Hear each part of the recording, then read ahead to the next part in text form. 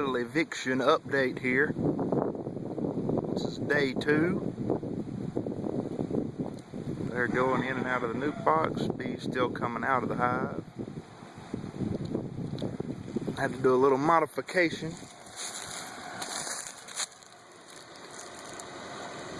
to our sugar water.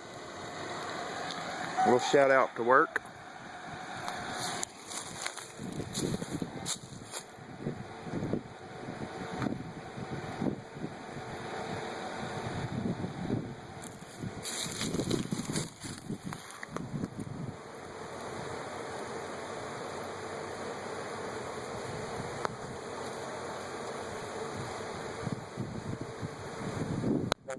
Everything seems to be going good.